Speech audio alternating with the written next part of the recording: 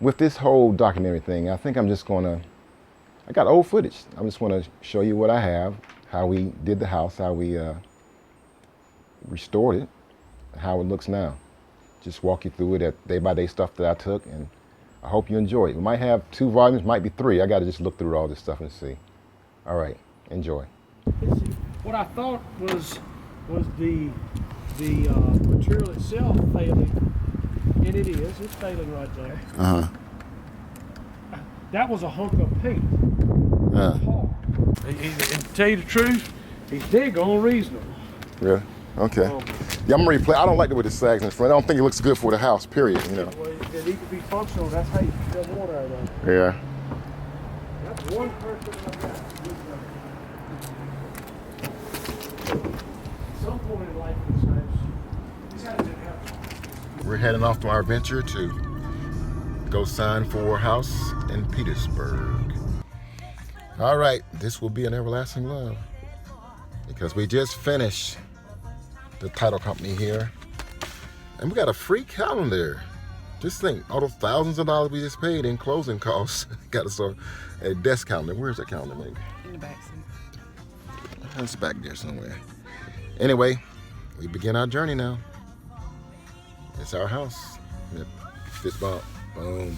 Alrighty.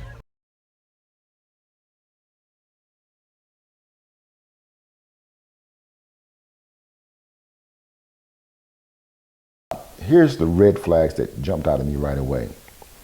They say, I want you to confirm if you receive the new wire instructions I email.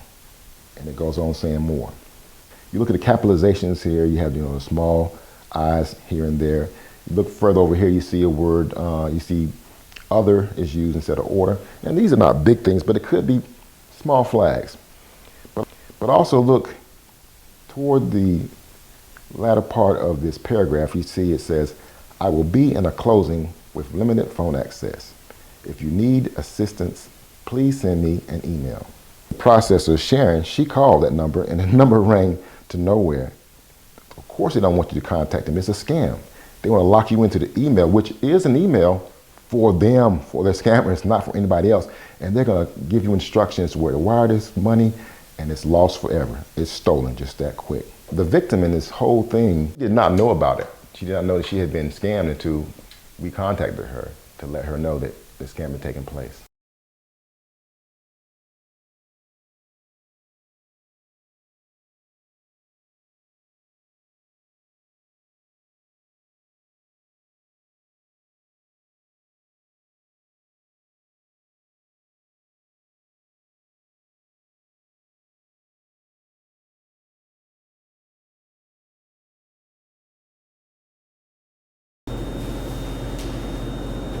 How did this get like this?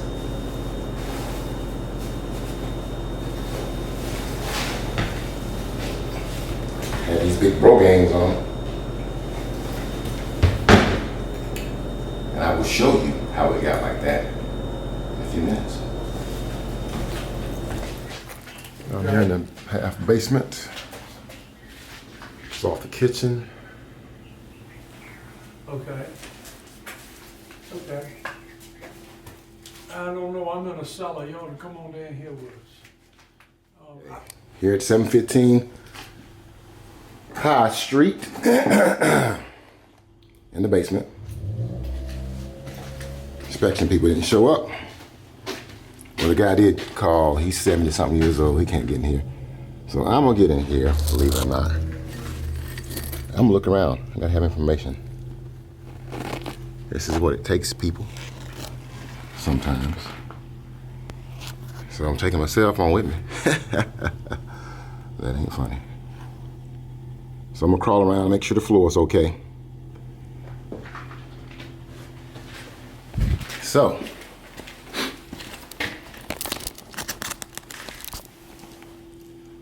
we know I made it back out, else you wouldn't be seeing this recording. Okay, under the house here still. A lot of cobwebs, pipes, crap. Old baskets. A bunch of stuff here. There's damages under the front room out by the porch here. So this house was built in 1915. And that scene where the inspectors in there with me, the two guys, inspectors, they're inspecting the house, and they said it was in pretty good, standing. It had some structural damage from, some termites and stuff, but there was an area, if you look real close, you'll see a cinder block wall. Then when it comes to the next scene, that cinder block wall is gone. But what I did was I negotiated with the seller's agent to access that crawl space, because I said I'm not going to buy the house if I don't know there's other damage done to the house. I knew there was damage. That's what you get when you buy properties as is. You have to assess the risk and see if it's worth doing. But I wanted to see underneath that house. So on the day when I was there by myself, and I said the inspector didn't show up, it was the termite inspector. He's supposed to go under there himself. I didn't really want to get under there, as you could see. It wasn't the most pleasant environment. But I said, this is an investment. It's a reason I'm getting this house for a pretty decent price. But you have to check things out thoroughly and make sure as the guy once says, the orange is worth the squeeze, or the juice is worth the squeeze. How does that go? One of those sayings. The juice is worth the squeeze, I think it is.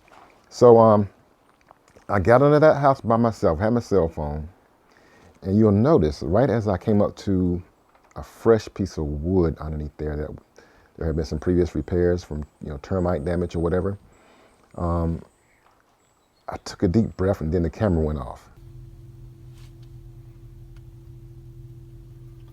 This damage is under the front room out by the porch here. I was going into a panic attack because I'm claustrophobic a little bit. So that was interesting. But I recomposed myself, and I got on out of there. I recomposed myself, and I finished the inspection. And the house wasn't bad at all. It wasn't bad. It turned out to be a pretty nice deal.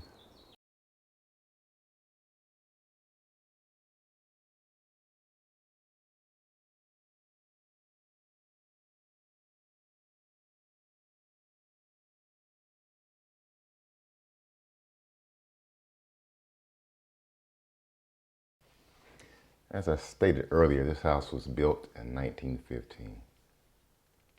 Take a close look at it. You can see it had some work that needed to be done. A lot of it was cosmetic, some was not. Some of it was, you got to replace wood, and had a rotten floor in the kitchen. Half of the floor is rotten. You go inside the house, you see the floors. They were in good shape, actually, to be 100 years old. All of the work you see on the walls, that's plaster walls, and the ceiling is plaster. Behaves a little different than sheetrock. When the temperature extreme shifts come, plaster just falls off the wall. We elected to go back with plaster because it was easier, probably easier and less expensive to go back with plaster for now. So we cut costs where we could. Just look at the bones of this house. This house, you don't see houses like this anymore. With the types of woods, the size of it, was well built. This is built in 1915. So I kept a lot of the stuff. I kept the radiators because they're just beautiful, the gold ones you see there. You see the people that had this place before kind of turned into an apartment type things. They rented out rooms. Used to have a fireplace in every room.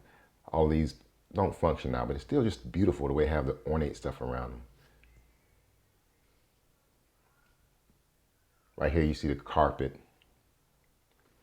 and they cover beautiful floors. We had a wonderful surprise to pull up the carpet to see beautiful wood floors underneath.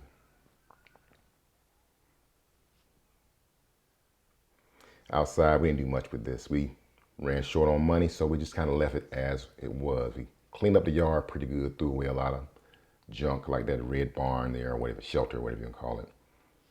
Parts of the fence, stuff like that.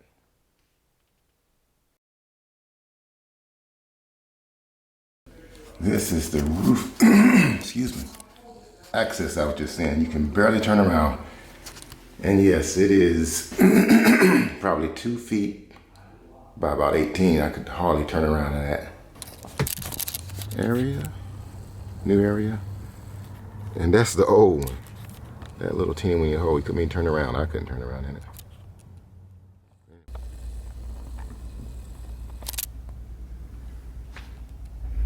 All right, gotta look where you're stepping.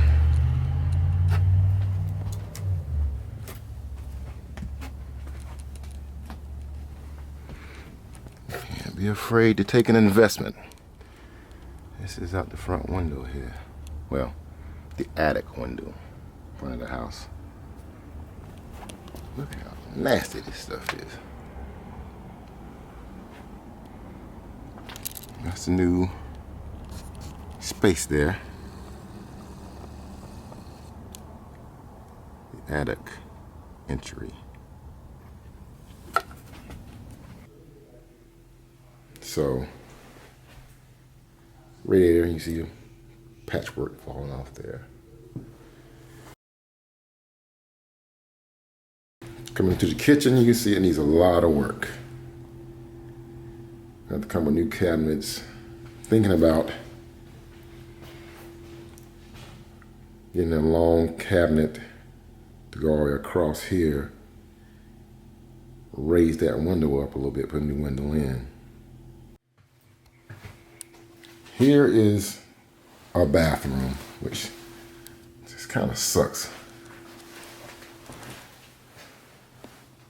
Got baseboard heating, take that out. It's got a sink around the corner here.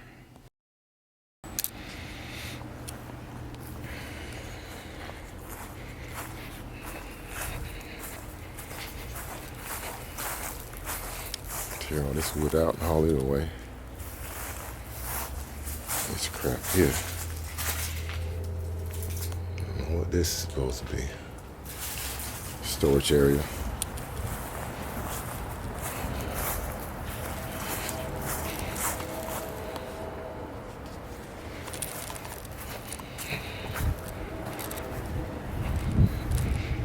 This is the garage.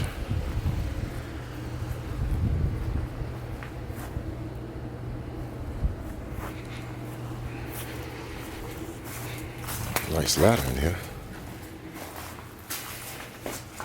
I'm sure that'll go away. This cable, I guess, to keep the wall together.